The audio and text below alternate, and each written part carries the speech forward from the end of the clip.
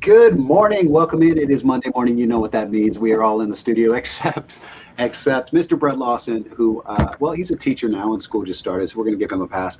Also, Steve is working on some personal stuff. He texted me this morning. He was very apologetic, but Steve also gets a pass today, which means you get the three best panelists from the Collector's Desk in your ears this morning and for your eyeballs. Today was the first day of school for my kids, so I just came from the gym home, got my kids ready for school, dropped them off. So this is a gym shirt. I don't have one of my fancy shirts on right now, but yes, maybe steroids. Steroids, maybe. Steroids are safe and fun is what they are. So Paul Vato from Chicago, you know him from Mad TV and from that one commercial for the Texas DMV where he is a luchador named El Patron. Pepe. What was he? Oh, no, El Verdugo. The executioner in English. Yeah. Verdugo is not snot? No. That's not a booger? What is it? No, I don't know. I looked it up at that time, and I believe it's literally an executioner, El Verdugo. Did you just say you looked it up? When I did the commercial, because I wanted You to. need to hand me your Latino card. Pass it over, bro. Yeah. Down on the bottom, senior or executive. Oh, geez, what are you now? You're editor-in-chief at Comic-Con.com. Why'd I go executive? That's what my title was going to be. Anyway, yeah. So Erik, you have D23 coming up. I do. Yeah, no. I mean, when this airs, it'll have happened. But yeah, I am going to D23. I don't think I'll get anything as cool as the Doom mask, but you know, I will. You should wear the Doom mask. I should, right? You should do a booty ass cosplay where you like wrap cardboard around your limbs for the armor and just wear that sweet ass mask with a cape. Right. But I will be at the entertainment presentation on Friday night. So I will be, you know, whatever happens, if we get new X-Men, if it's oh hey, we're gonna do this another Star Wars saga or whatever, like I'll be there. Star Wars saga. Where would they even go? They would explore a 13th planet because they only go to 12 planets. Yeah, exactly. They'll find Prairie Planet, I guess. We haven't really had Prairie Planet, so. Is there an underwater planet, like entirely underwater? Because I know the Gungans were underwater, but they were on a terrestrial. Right. Yeah. I mean, the planet of the cloners is entirely water, but they all live above the water. So. Dude, I do have a question though. This has bugged me for a long time, since like second grade. Mm-hmm. So, Uranus and Saturn are gas giants, right? Mm-hmm. How in the hell are gases a planet? Gravity. How does that work? I have no idea. All I know is it's gravity. But like, how? How? I need to know the science, and it needs to be dumbed down so much that I understand it. Somebody please tell me how gases become one of the biggest planets, or I think it is the biggest planet, right? Saturn's the biggest? Okay. No, Jupiter's the biggest. Is Jupiter a gas giant? Jupiter's bigger than Saturn, yeah. But is it a gas giant? It is also a gas giant. So how in the hell? Okay, I've kind of got an answer. Okay. And this is the way I'm going to do it. I'm going to put on my Mr. Wizard cap for a moment. When you do shave, right? Yes. You just use your bathroom sink, right? Well, yeah. Right. Have you noticed that the beard hairs tend to collect into a clump? Right? If you're not just immediately pushing them down the drain, like if you just have like a basin full of water. Okay. The beard hairs will just inevitably collect to each other, right? That's partially because you have the weak force of the hair itself sort of attracting all the other hairs together. But then you've also got the forces of the water working on those hairs. So it kind of all pushes the hair into a clump. And now we call that clump Uranus. Wait, no, check this out. So it's composition and structure of a gas giant. Outer layers. Thick atmospheres of molecular hydrogen and helium. So that's gas. That's yeah. Okay. I mean that's what it is. It's instead of the beard hair, it's the gas. Mid-interior, under immense pressure, hydrogen becomes liquid, metallic hydrogen. So it's still liquid. How is that a planet? And the core is a dense region of heavier elements, possibly molten at temperatures around 20,000 Kelvin. So I know 20,000 Kelvin, that's hot. Yeah. But that's still liquid. So you got liquid surrounded by gas. I don't get it. but I guess I don't need to because I don't work for NASA. Thank God Right. there's people smarter than me that do understand what a gas giant I mean, is. for as science-minded as I am, I would say the answer is always gravity. I Or, still or for when they don't understand something, NASA will say, "Oh, it's dark matter." I Right? still get That's- confused on the difference between centrifugal and centripetal forces. Yeah, that one screws me up too. Yeah. That's a tough one. It is. It is. I So, think you Yes, guys sir. just wanted to say the word Uranus, to be honest with you. Why would Well- we ever want to say Uranus? That's a terrible thing to say.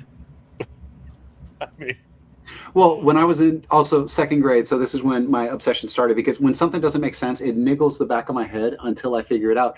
So since second grade, no joke, this has been bugging the back. I remember the day, I remember what was going on, and my teacher was standing up in front of the class and she said, now there's two ways to save this planet and both of them are dirty. So just it's either Uranus or it's Uranus. It's either urine or anus, one or the other. We're going to pick one, we're going to stick with it, and nobody's going to giggle, which of course erupted the entire classroom.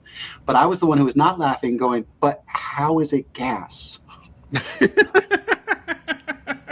well, most Uranuses are filled with gas, maybe. I mean, a fart is just a turd's way of honking. No, that's the ghost of lunch is what that is. Yeah. So Sorry.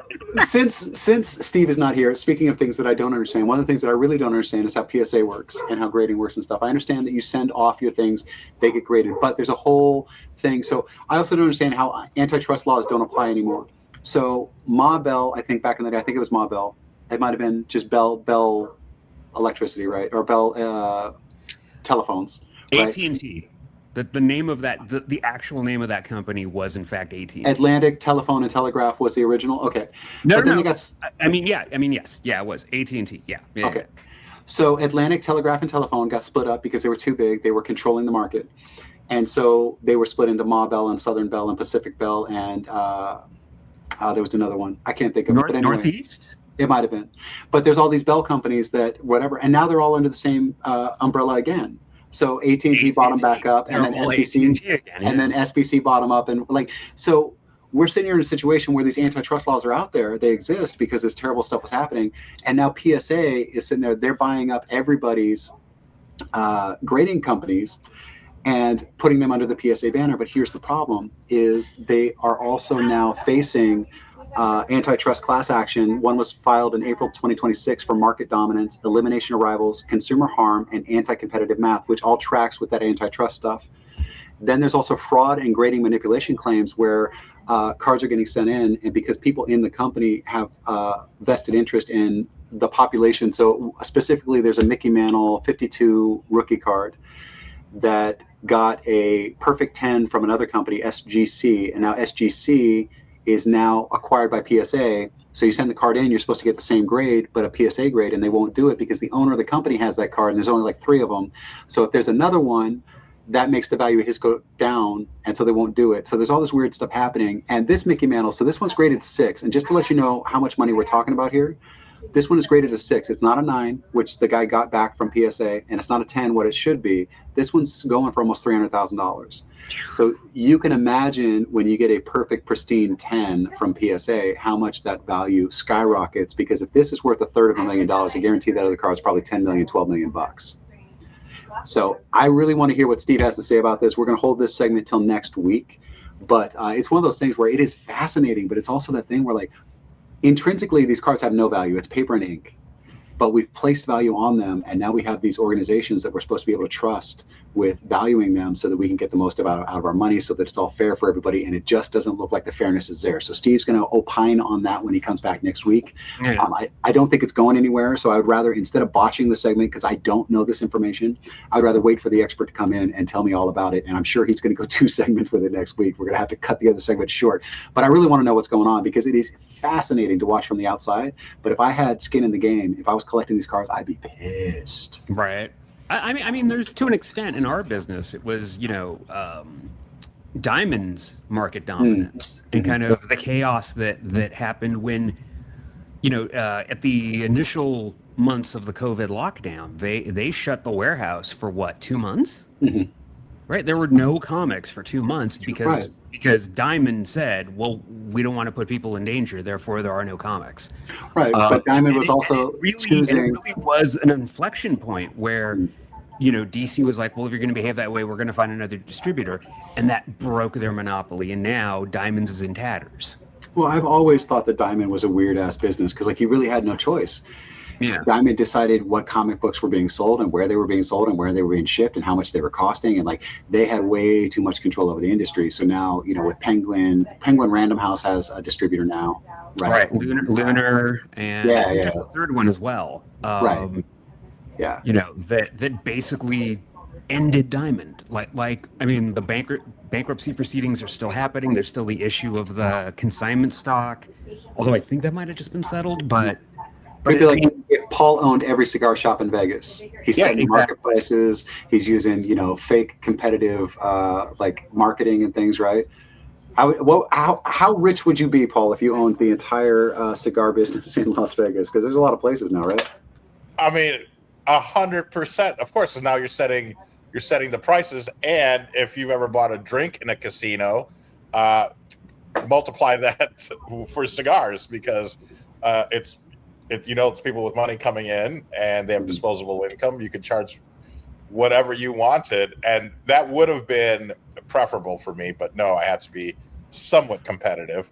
But it would be nice to just have the whole cigar monopoly of Vegas, or even to have the entire pre-embargo Cuban supply in Vegas.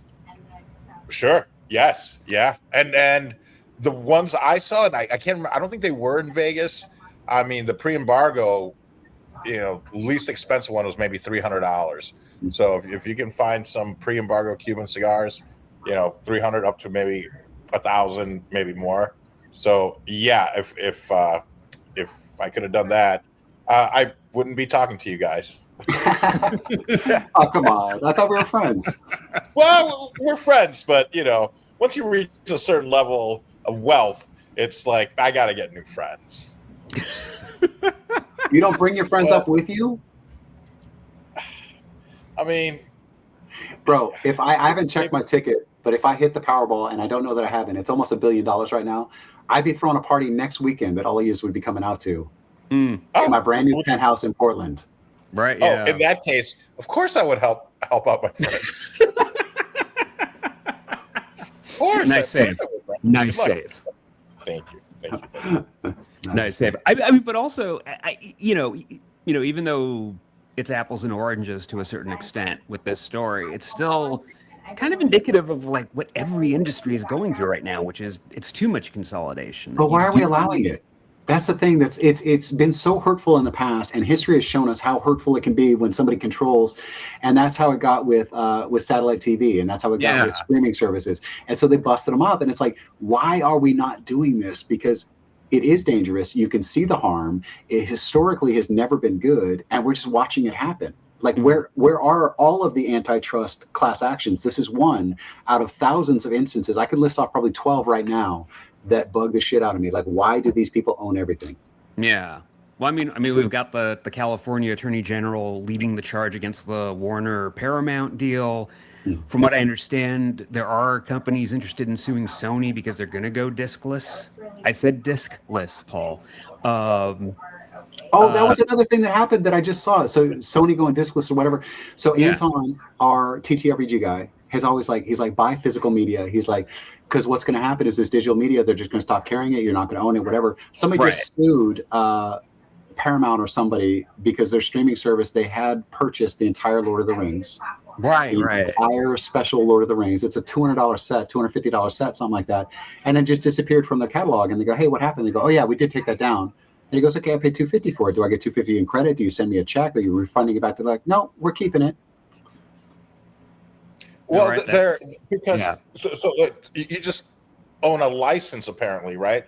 And I think we mentioned this before, or maybe it was on another podcast where, if it's if buying it isn't ownership, then stealing it isn't piracy. Is some of the things I've heard in the industry.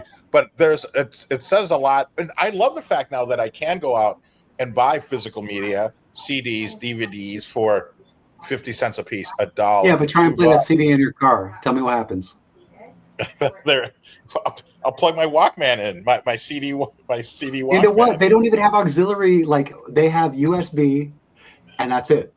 There is no auxiliary plug-in, right? There is no CD player. There's no cassette player. There's no 8-track player. There's nothing that you can put physical media in. And then I bought this truck. I own this truck. Why do I have to listen to OnStar tell me over and over again that I don't have OnStar? Shut up. It's my truck. It's an ad. It's an ad. This vehicle is not connected to da-da-da-da. I know. But you can take all that media and burn it because you own it, and then stream it from your phone to your auto, or because I'm how all much, about how much memory do you have free on your phone with all the apps and shit that everybody requires? I was in PetSmart buying dog food, and they go, "Do you have a phone number?" I finally broke down and put the phone number in. Like, I haven't had one for a long time, but it's big savings. They go, "What is CD?" But he goes, "Do you have the app?" I said, "No." He said, "Well, I said, "No, I don't want another goddamn app. I don't want to have an app to get coffee and dog food and a burger and. It's too many apps. Like, enough is enough. I'm tired of, like, no coupons anymore. You have to have the app on your phone. Just put the price that it is, please. Just do that."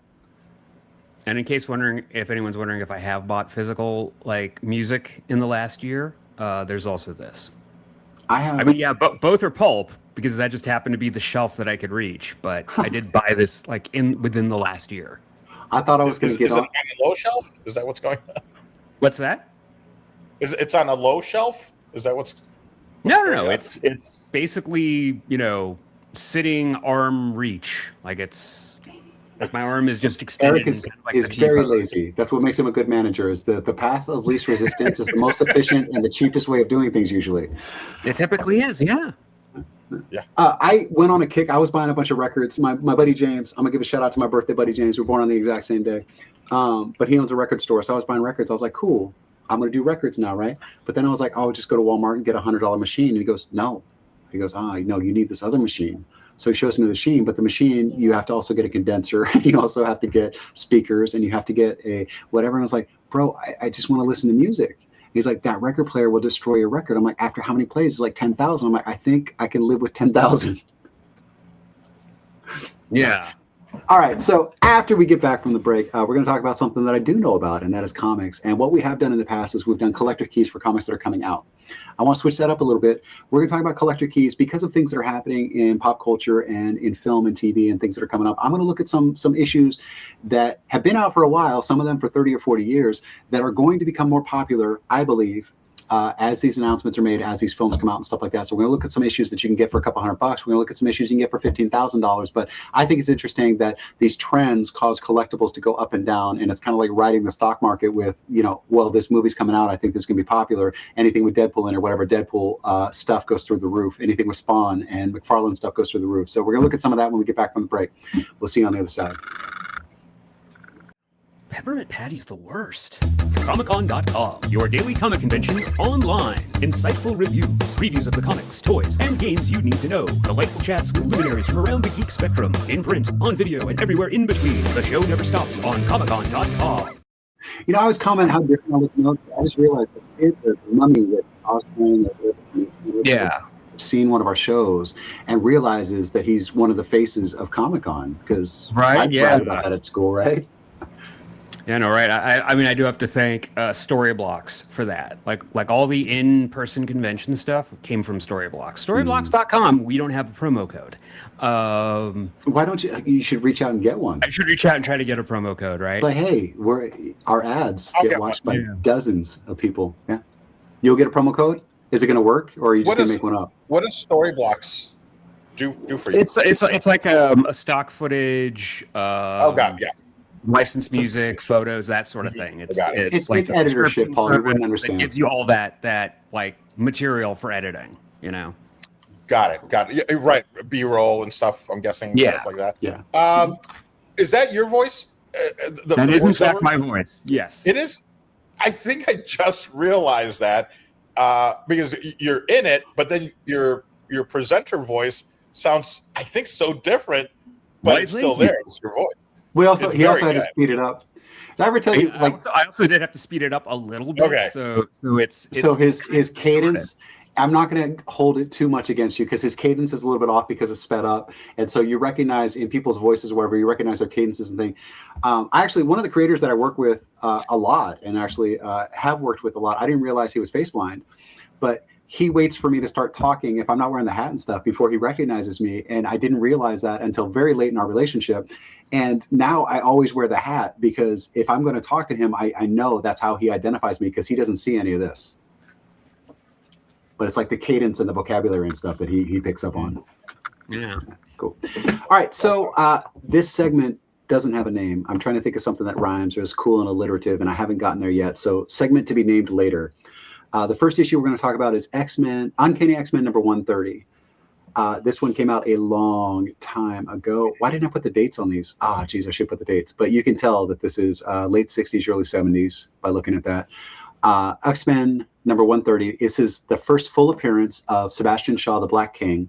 And we've got a rumor that's circling around the pop culture zeitgeist, I'm going to say, because Brett's not here. He can't correct me. Adam Driver is supposed to be in the film to appear as Sebastian Shaw in Marvel's X-Men reboot. This book right here, it says, Wolverine, Colossus, and Storm have been taken captive by the sultry and dangerous White Queen, but for what purpose? Only the young New Mutant Kitty Pryde, that's how old this is, can warn the rest of the team, but will she be in time to save her new friends? So you can get a PSA graded 8 to 8 1/5 in the $150 to $200 range on this one. So this one's very affordable. If somebody were going to invest in it and just had a couple $100, they could go down, they could find one on eBay, they could find one at a collector shop or something like that. Or generally, if you go down to a shop like the Toy Shack in Vegas or Pandemonium Comics, wherever, you tell them what they're looking for, they can make some calls. Chumley at PokeCon found the exact card my son Hayden was looking for at PokeCon by just calling around town to all the places that he knew that would probably have it, and that card showed up within 2 hours. So if you're looking for this because you want to speculate, or because you just like Adam Driver, or just because you like the Uncanny X-Men, this one I think is going to pick up some steam here in the coming months as that project comes together, because Adam Driver's attached to it, and it is currently being talked about. Rumored, not attached. This is important. Rumored to be attached. Rumored. This is super important because. Well, and that's why I tied you into this segment, because you can correct me on the film stuff. Yes. And let's talk about this a little bit because this is one of those times where the wording actually matters. No trade paper has actually reported that Adam Driver is going to be in the movie, which means it is definitely just a rumor. Because there is the joke. And I think Kevin Feige even said it like in the lead up to San Diego a couple weeks ago. It's that Adam Driver has now made it part of his job to say no to Marvel. So they've offered him a bunch of roles, and it's never been, the scheduling's been bad, or it's not a part he wants to play. I think he's holding out for Magneto. Oh, that's what I think he's holding out for. He wants the most complex, complicated character they can give him, and that's Magneto. But even then, with this one, you've got a lot of options. You've got Sebastian Shaw, you've got Kitty Pryde, you've got Dazzler, you've got the Jason Wingard thing, which may actually matter. Maybe not in the first X-Men movie that they're making, but it will eventually matter that Jason Wingard is out there. Just like how it would matter that Sebastian Shaw is out there. This is an interesting choice because there's a lot of possibilities for the movies that will then also make your copy of this appreciate in value. Like right. It's a very interesting choice. At the very least, it's got 2 or 3 first appearances in it. The list of stuff about this particular issue is actually pretty strong, which may be actually a little bit wary of the price of $150 because there are so many appearances in this particular issue. There's actually a few that come up, but the one that made me take notice was the Adam Driver rumor. Right. Yeah, cool. All right, next one up is Nova number 1, and this one has the first appearance of Nova Richard Rider. Deadline is reporting that Michael Waldron is writing a Nova feature film. The solicit on this one says, witness the origin of the human rocket. When young Richard Rider is granted the power of a Nova Centurion, it becomes his responsibility to use his new abilities to protect the people of Earth.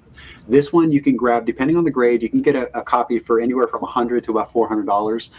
It's not incredibly valuable. It is a significant chunk of money. I know that most people, $400, that's like double their grocery bill for the month. But if you were looking to collect, this is one that could take off in the coming months, because Michael Waldron, well, you know what? Why don't you tell us why that's special, Eric? So Michael Waldron was one of the creative forces behind the Loki TV show. Yeah, he also wrote that last Doctor Strange movie. So we're not going to hold that against him. We're going to focus mainly on the fact that Loki was a good TV show, and he was a creative on that. I think more so the first season than the second. And he keeps kind of dipping in and out of Marvel. He was supposed to write the next Avengers movie, and then that fell apart because of all the other stuff that fell apart. And I know at one point this was supposed to be a TV show. They were going to do a Nova series on Disney Plus, but they also seem to be pulling away from that. It's still not on the calendar. Like, I can't tell you this is definitely happening, but I mean, Deadline reporting that he's attached means he's attached. This is how you kind of split hairs. So they have the inkling that he's going to do something. They just haven't determined. I mean, right. Deadline is a trade paper. So if they're reporting that Michael Waldron is attached to write this thing, that means he's attached to write the thing.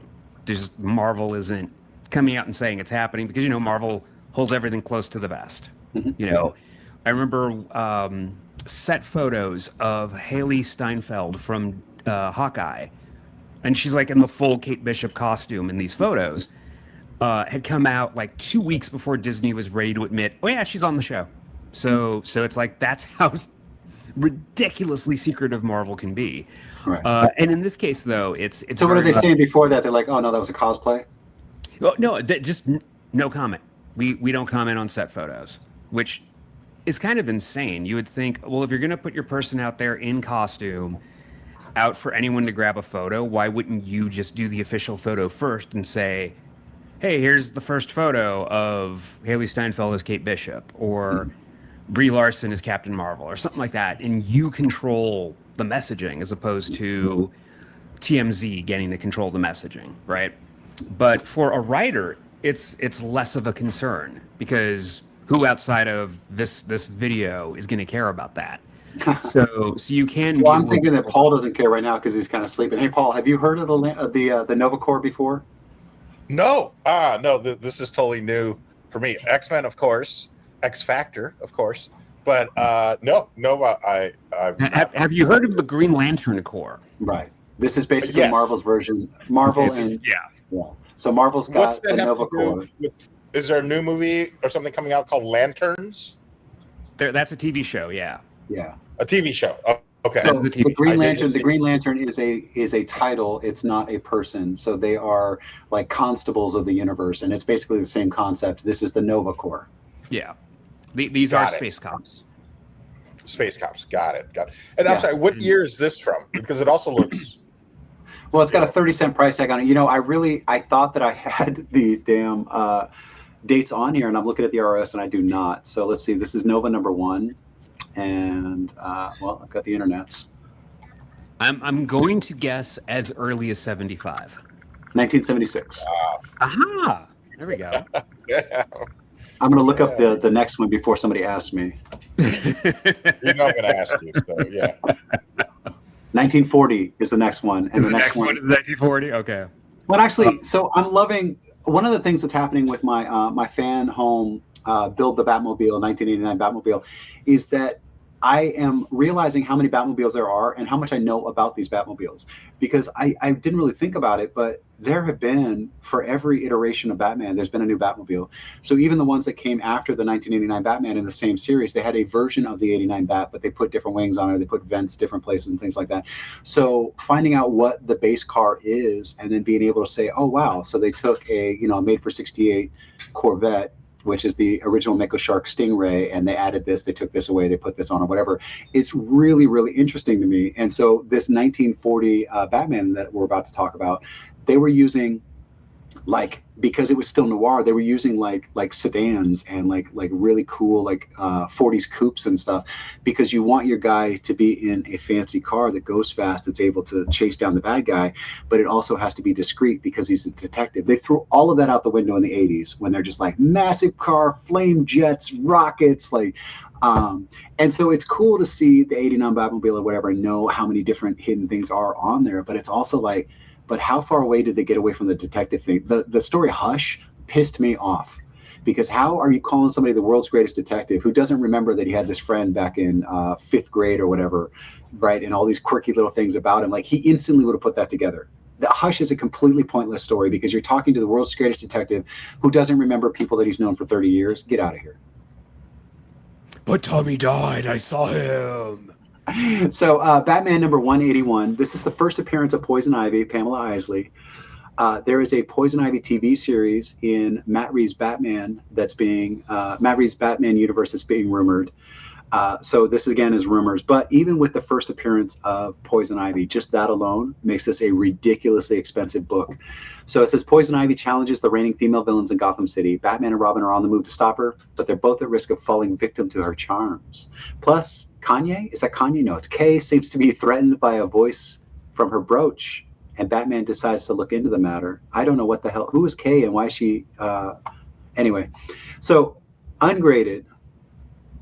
You could get one of these for a couple $100. That means it's going to have tears in the pages. It's going to be in rough condition. You have to be really careful with this one. This is one of the most reprinted comics in comics. This is one of the most reprinted issues. So you have to be careful that it's not a facsimile edition. And if you flip it over, you look at the barcode, it's going to tell you everything that you need to know, but you need to check because the covers look exactly like this. And this is what, when we were talking to Johnny before, when we had Who the Fuck is Frank? He would always point that out. Like, why does the cover look like the original cover? That's deceptive because people come in and they're like, I know what I got, bro. $2,000, and you're like, no, this is a facsimile, and they're like, no, it's 2,000. You're like, okay, well, I don't want to buy it, and they're like, but why not? It's because you've got to look, you've got to check. So ungraded, you can get one for a couple hundo. It's going to have issues because if it didn't have issues, somebody was going to get it graded. A 9.4 on this book. What do you think it goes for, Paul Vato? 1940 Batman. Poison Ivy is a big character. First appearance. Big character. A 9.4 is that maybe one of the highest rated ones right now, or is one of the highest. If there are any 10s, there's only a handful. So 9.4 is about as high as you're going to get reasonably. I mean, I want to say $1 million, but I feel like that might even be too low. It's an 80-year-old comic. What do you think, Erik? I mean, I read the ROS, so I know. Apparently, I didn't read the ROS. Sorry. This comic graded at a 9.4, which is not even perfect, will run you about $15,000. Oh, a deal at twice the price. I'm sorry, I'm over here at $1 million. Yeah. Hey, go on eBay. Right. That's where I found this. It's listed at, and that doesn't even mean it's sold at, because I don't know. I didn't check how long the listing has been up, because that's one of the things you look for. And Steve will tell you, you look for the stuff that's sold, not the stuff that is listed. Because if it's listed at 15K and it's been there for a year, nobody's buying it at 15K. Yeah. Right? So it's listed at 15K, which means that if somebody came in with a buy it today offer of 12.5, they'd probably get it. I mean, that just seems like such a great. I can't pass up a deal, but that seems like such an amazing, an 80-year-old comic book in relatively 9.4 condition. Yeah, that's near perfect. I mean, I think it's almost a no-brainer.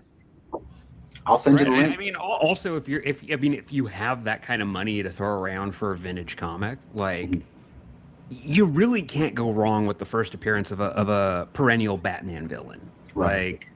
Like because Poison Ivy, she might not be the most popular at the moment or whatever, but things always come around for Ivy. You know what I just noticed about this cover? She's doing the Peter Pan pose, and they exaggerated her shadow in the same way. Yeah, that's true. And the shadow kind of has Peter Pan's cap thing going on with the little bit of hair. That's funny. What the hell is going on with that? This is around the time when women will be playing Peter Pan on stage. So I wonder if that's the connection. Because I wish she got her costume down. I got to buy the thing to read it. Right, yeah. No, exactly. You got Peter Pan, and suddenly she fell into a Venus flytrap and inhaled some pheromones. I think at this point in the story, she doesn't have powers. She's like a poisoner instead. Like she's not even typhus. It's literally she's using a plant poison that she cultivates to get her like a plant toxin, right?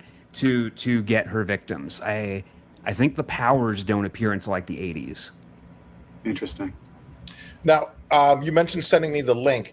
What platform is this? Like an eBay thing? And then how do you guarantee that it's not a reprint? That it's not something who's Well, when PSA. So if you ever seen anything that's graded by PSA, I have some slabs in my room. I don't have any slabs out here. I'd show you the header of the slab. So they make this plastic encasement that's hard to break open without destroying it. So you can't change the little paper that's in the top. And they say what it is, like exactly what it is. It would be Batman number 181 from 1940, original printing, second printing, third printing, signed on this page by such and such. Like all of the details for what it is up there. And then it's got the grading. And so it'll say like 9.4, and I don't know what all the grades are called, but it's like there's pristine, there's near perfect, there's mint perfect, there's all these different names that they give it, and all of that is in the top strip of the encasement that they put on the slab. No, but and I don't know where I heard this, but isn't PSA in some kind of trouble right now? So PSA, like, we trust them as much as we trust them, but it's funny because you have to trust somebody. But I guess also when the thing was graded matters now because they own everything, and so they're able to dictate the entire market on what's graded what. So what's happening is so in baseball, you can't bet on baseball if you're on a baseball team or if you work for a baseball organization, right? Because you can influence the game. If you are the road manager, you can put, Tiger Balm in the star player's shorts so that he can't hit so good that day because his balls are on fire. Right? No, but like the reason why Pete Rose is in trouble is because he was the manager of the team and he was betting on baseball, so he could throw a game to win a bet. But was Pete Rose ever betting on his own teams, or he says he was not? But come on, what other team are you going to bet on? Yeah. Right. But that's the thing is you've got insider information for your team. Why not? But you've got insider information. So the owner, if the owner of PSA owned this copy in a mint 10, a perfect 10, then they wouldn't be so inclined to give another one a 10 because that makes the boss's grade not as valuable. It makes his grade not as valuable because now the population report, instead of 1 or 5 or whatever, is now 1 more than that. It decreases the value by that percentage. No, it makes perfect sense. I know, being in Vegas and being friends with casino owners where they can't, especially when it comes to sports, if you own the sports book, you're not betting at your own sports book. You're taking your action you're not even running your own lines. You have a line maker who's an external, because if you're making the line, you can make a big middle and make a killing on every bet. Play in the middles, 100%. Yeah. So, Erik, what a big middle is. If there's one book sets the number at 7 and another book sets the number at 9, you win on both bets because there's a big middle. Anyway, I saw it on CSI once. I don't really understand what it says, but that's what Warwick told me. You just have to find it, and it doesn't happen often. But when it does, you bet the middles, 100%. But apparently, one bad number line maker can screw up the business for the entire strip by manufacturing a big middle. Mm-hmm. Because this is why the victim got in that episode of CSI. Yes, right? This is why the victim got on that episode of CSI. It's right before Warwick himself got because they killed him off like 3 episodes later. Yeah, and that was always a problem for him, right? Like gambling was a problem for Warwick. That was his character problem. Gambling and women were his vices. Mm. He was always having trouble with his wife because women were very flirtatious with him because Warwick is a pretty man. Yeah. Did he have any negative vices, or was it just? I think cigars were his negative. No, I'm just kidding. All right, but Pretty Man is a good segue into the next comic. Yes. So the next one is Uncanny X-Men number 266. Oh shit, I didn't look up the date for this one. This one looks 80s. Uncanny This is absolutely the 80s. X-Men number 166. Is that the number on it? It is a Jim Lee cover, so 87 maybe? Oh shit, come on guys. Where's it at? 19. No, that's the wrong one. I'm looking for Uncanny. Yeah. There we go. Come on. 1963. No, that's wrong too. 1983. 1983? 1983. I'm wearing my glasses even, and I misread that. 1983. Okay, so this one has the first appearance of it's right there on the cover. Paul, come on. You can do it. uh, Black Pantress. Gambit. The first in-story appearance of Gambit, and the first Gambit cover. Of course, okay. Of course. So Lee Sung-jin from Beef is writing the X-Men reboot script, and Lin Sung-jin has a serious affection for Gambit, so they suspect that Gambit is going to be a big part of it. Milo Manheim is rumored to be considered for the role of Gambit in the reboot. So you've got a rumor about who's going to play the role, Milo Manheim, and you know that the writer of the new series or the new movie is a big fan of Gambit. So if you put two and two together, first appearance of Gambit, this one is an absolute steal. An absolute steal. Okay, so the Hounds are closing in on the young thief named Storm. Her only hope may lie in the hands of a mysterious and charming stranger, plus the Shadow King wants Mystique dead. Okay, so if you were to go on eBay right now, a 9.8 of this book that's PSA certified and stuff goes for how much you think, Paul Vato? First appearance of Gambit, it's a 43-year-old book. Oh, wait, actually, I just looked it up because I know that the comic book fans are going to be freaking out about this. According to the Marvel database, this is June of 1990. That's when it dropped, or that's the cover? No, that's when it dropped. June of 1990. Cover is August 1990. That's weird. Oh, because there's different. Shit, I was looking at the wrong. I should have seen this as Gambit right in the front cover, but a 9.8. That's getting right close to 10. But I'm gonna say $1,000. What do you think, Eric? Since you already looked at the ROS, I already looked. What would you have thought if you hadn't looked at the ROS? Significantly less. It is about half of that. You can get a 9.8 for about $525 of this. So the differences being, one of them was from 1940. This one's from the 80s. Okay, that's a big difference because it's not as far removed from the source. The other thing is that, you know, it's Gambit, and Gambit is a fun character, whatever, but he hasn't really taken off. So the speculation on this one is that this movie will make him take off because the person who's writing it is a big fan of Gambit, which means that he'll probably get a little bit more of a prominent role. We might get some more character development out of it. And because the actor that they're looking at, potentially, that they're rumored to be looking at, is a popular actor. So those two things put together, you're going to get a bigger role and you're going to get an actor in there that's going to make people care about the character. This one could double or triple in value. So at $525, it's a pretty safe investment, but it's not guaranteed that it's going to be worth, 10 times that by the time this film rolls out. What's also interesting is that this for a long time, especially when Wizard was like setting the prices, this was one of the pricier back issues because of Gambit's first appearance. And then what is up with those tiger stripes? What is that? I think that's what his suit used to look, kind of like how he definitely is wearing panties in this costume. But that is like definitely codpiece. Like that's like late 80s neon, right? I mean, but like his anatomy is very strange too, because his hips are very high and he has no pecs. His abs just go straight into his codpiece down below his hips. This is a very, very strange depiction of him. Maybe that's why it's not super valuable. Maybe, but I mean, but also Jim Lee is a very strange costume designer. It's I think like the pinnacle of his costume designing was Rogue, or at least the Rogue costume that we know her best in. But even look at the inset. The inset is not the costume he's wearing on the main cover. The inset is the black true. He's wearing the more traditional Gambit costume. In fact, yeah. That's awesome. I don't know. Jim Lee fell asleep at his desk. I don't know. I'm not a huge fan of this cover. I understand the significance or whatever, but like I feel like the charm of Remy LeBeau is missing here. Yeah. Because also, it's super confusing here is that Storm is being depicted as a child because she was a child at this moment. Right. And if you don't know that, it's gonna confuse the hell out of you. It's like, why does Storm look so weird? And it's like, well, and that's what caught me in the solicit. Is Yeah. the young thief Storm, right? Which will also confuse people, but it's like literally she had been de-aged at this moment in the story, and I forget why. But here's another little trick, Paul, that I'm gonna let you know for buying things on eBay.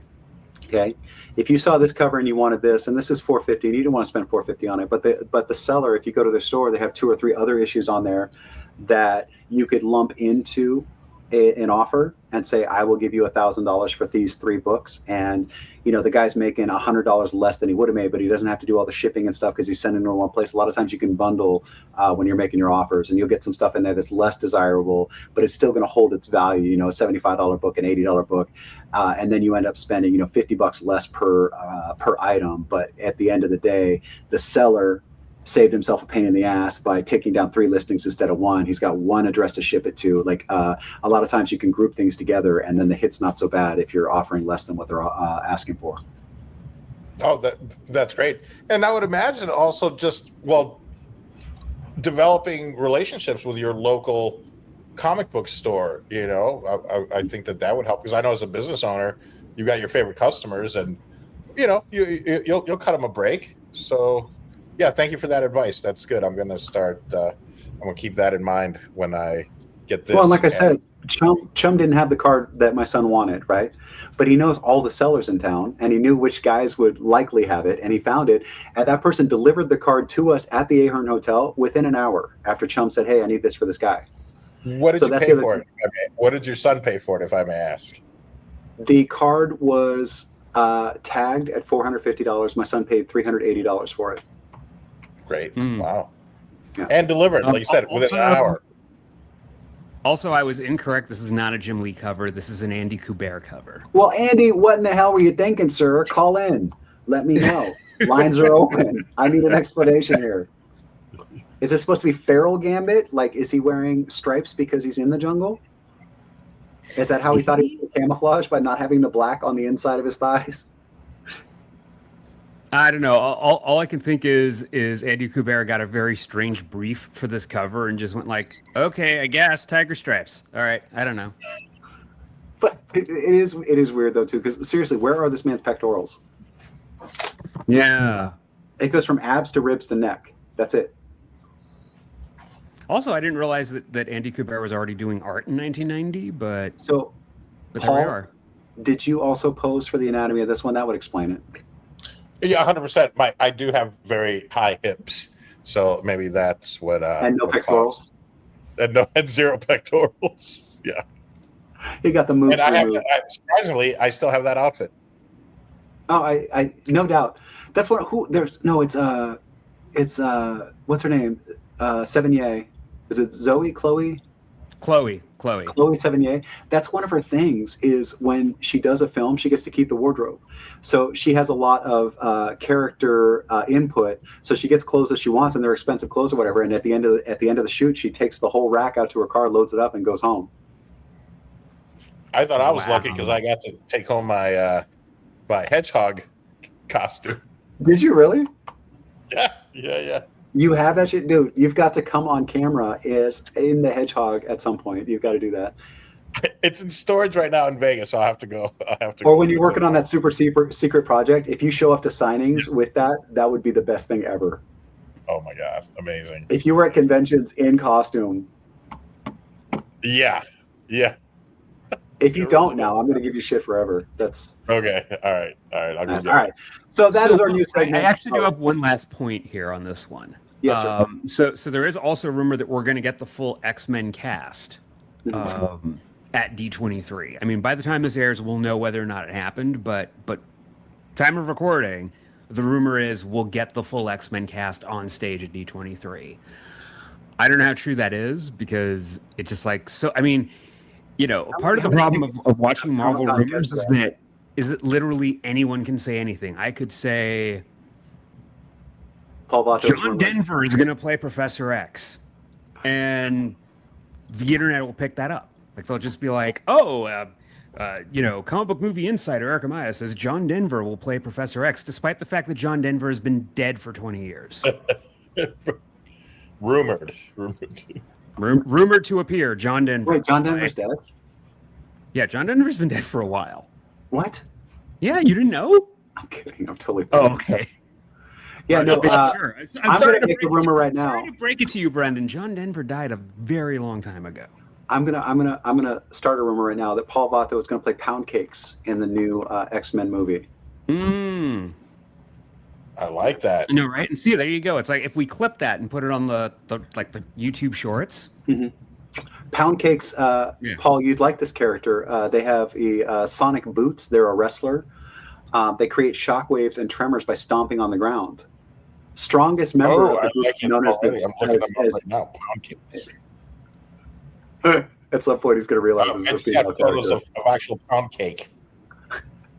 Now put Marvel grapplers Pound Cakes, and then you'll get a. Got it. Oh shit! Yeah. All right, so that is the Kitties. as yet unnamed segment. We will actually have some updates next week after Erik gets back from D23 to see how good I was with these predictions. But as of now, that's what I'm going with. These are all made for entertainment purposes only. If you make a bet and buy the thing and it ends up being worthless, it is not my fault. I assume no responsibility. I am just another guy who is making predictions. There's 1,000 people out there. Anyway, we'll see after we get back from the break. Peppermint Patty's the worst. Comic-Con.com, your daily comic convention online. Insightful reviews, previews of the comics, toys, and games you need to know. Delightful chats with luminaries from around the geek spectrum. In print, on video, and everywhere in between. The show never stops on Comic-Con.com. All right, welcome back. So we do this thing frequently where when our recording is paused, we have the best conversations. I'll let you know, let's just go back to it because, so one of the things I was saying is like, we are speculating, and Steve is a big speculator. I really just collect to collect things that make me happy. These are original comics pages behind me. The one over here, this is Winnebago Graveyard. Allison Sampson drew this. Allison is delightful. I love her so much. And she has helped out with so many charitable things that I've done. We've raised money for the Cystic Fibrosis Foundation, for CFRI, for different events and stuff like that. She's always good for signatures, for book plates. She made custom book plates for Winnebago Graveyard for us to auction off. Steve Niles, who wrote that one, was also on there. This one's Caitlin Yarsky. This is off of Coyotes. Caitlin is also delightful. This is Freddie Williams III, and I love when Freddie does, the Teenage Mutant Ninja Turtles and He-Man, or Masters of the Universe, and whatever the other property is, and they mash them together. He's fantastic at it. And this is from Injustice, a character study. I can't afford Freddie's pages, but I was able to afford this character study, and I have it because I love the way that Freddie draws. And that's the thing, is these may stay at their value, they may lose value, whatever, but they're always going to be special to me, and that's why I have them. And I think that, Erik, you were expressing a similar sentiment. Buy something. Yeah, no, it's also very much because I lived through the speculator boom of the 1990s when you had, and like that first appearance of Gambit, I would swear to you it was going for more than 585. That was back before we had the whole grading apparatus too. It was, it was like Image was setting the price, or not Image, Wizard was setting the price, right? In part to move inventory on their own shops, but I would swear to you it was more than this at one point. But that's sort of what happened, is you had all of these comics that were being printed to be collectibles. So you had like the example we were talking about before we came back was X-Men #1. There's over 1 million copies of X-Men #1 available, the Jim Lee X-Men #1. And you could walk into a comic shop in 1995 and you would walk to the back and just see boxes, unopened boxes, still in the shipping container, right, of X-Men #1 that they could not get rid of because everyone who wanted a copy of X-Men #1 had it. It's insane, and that led to the big market crash in the late 90s. It led to Marvel's bankruptcy. And that's the reason why they don't have the film rights to Spider-Man is because of the bankruptcy, which is also because of the speculator boom of the 90s. And having lived through that, it very much became, well, I just want to buy comics to read. Right. I'm not much of a collector. There's maybe a handful of things that I have that have appreciated in value. I know I've got a Darth Revan behind me that is still in a box. And that's mainly because he's a display piece. But otherwise, toys come out of boxes, comics are read. I'm not much of a collector, and part of it was I saw what happened, and it is risky, and that's the important thing I guess that we're trying to get at, is that the speculation is risky. You've got to be ready for your thing to not really appreciate, and for the money you pay to be the value of your own appreciation of it. Right.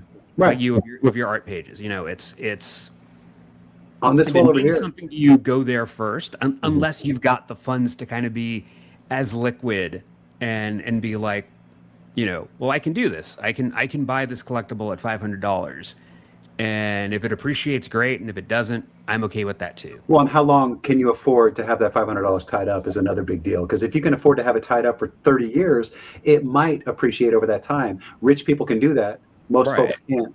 Paul, what do you collect? I still. You like pencils. I collect pencils. Ticonderoga pencils only, Japanese pencils and Japanese paper.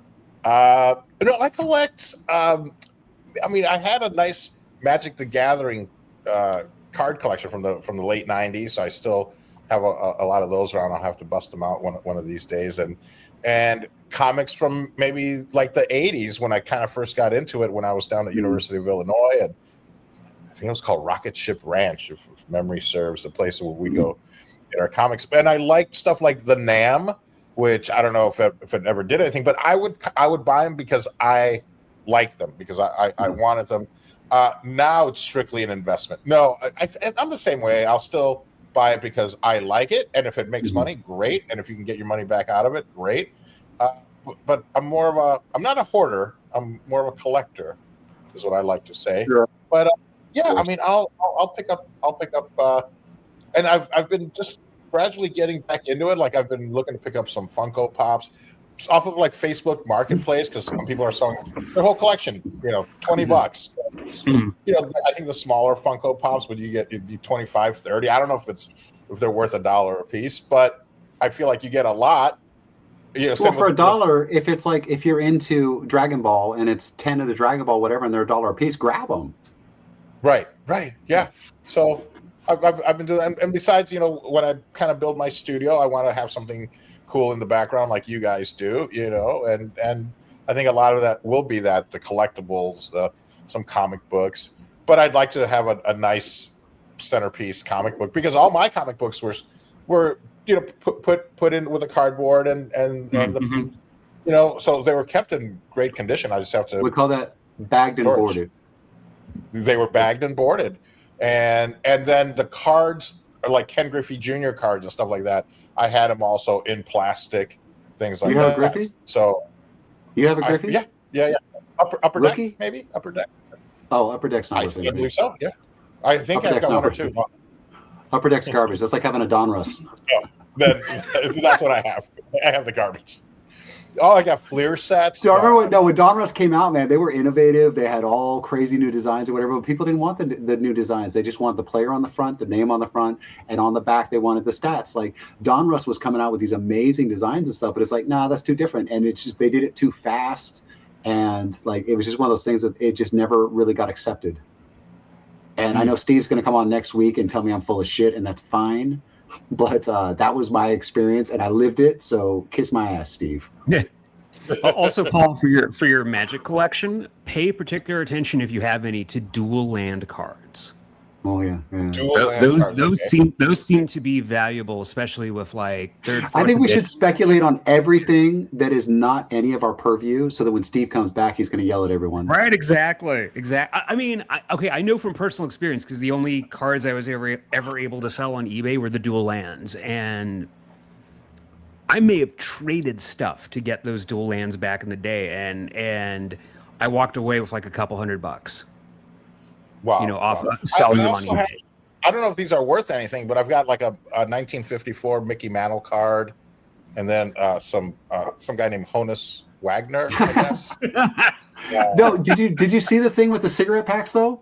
So somebody has found recently cartons of the cigarettes, and here's the thing: is they don't know what's inside. So they could be the cigarettes that have the baseball cards. They could be cigarettes that don't have baseball cards. If it has the baseball cards, it could be not the right baseball cards. So the value of the thing is not knowing. It's Schrodinger's cigarettes, because if you open it and it's not in there, it's worthless. Until it gets opened and it's proven one way or the other, it's worth a middle amount of money.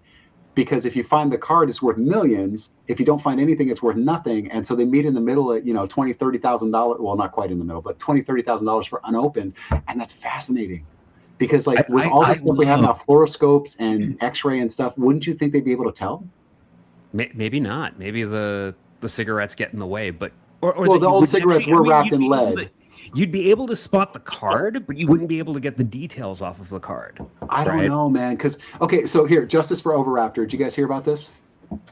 So Oviraptor got named Oviraptor because it was found in a nest of fossilized dinosaur eggs. And they were like, oh, this tiny little dinosaur was stealing the eggs of this bigger dinosaur, right? No. They recently found an Oviraptor in almost an identical nest with almost identical eggs, and they were able to X-ray or sonogram or whatever the hell these eggs to see inside them. They're Oviraptors. That dinosaur has been misnamed and mischaracterized for 100 years as an egg thief of other dinosaurs, and now it's been proven that it's completely innocent. It just has massive eggs for its body size. So Oviraptors are not egg thieves, they're just good mothers, and they've been called assholes for almost a century. Oh, wow. That's Justice for Oviraptor. And with that, we're going to go ahead and wrap up the show. We're going to wrap on time today because we don't have the two talkers. You need a t-shirt. Justice for Oviraptor.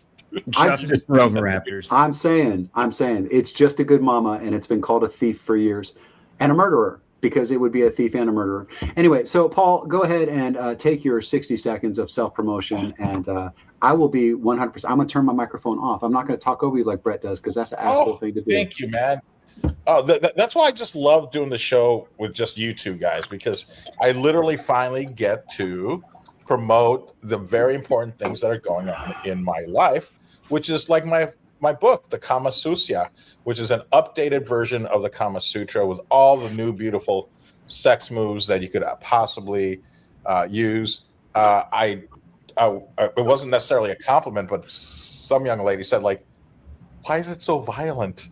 So I don't know if that's a selling point or not, but yeah, look up the Kama Sutra on Amazon. Parse rum, if you're a rum drinker, it's a beautiful.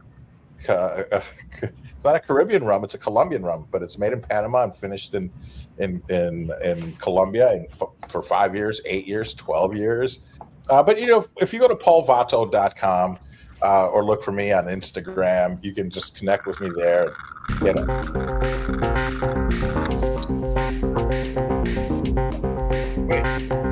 Thank you for letting me promote Paul Vato and all the things that I'm doing. Vato cigars, let's not forget. If you're a fan of cigars, by all means, obviously if you're over 18, please reach out. The music just keeps getting louder. That's the best.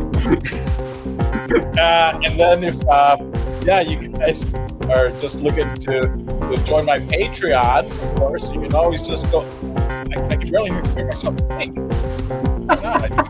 No, he's still talking. But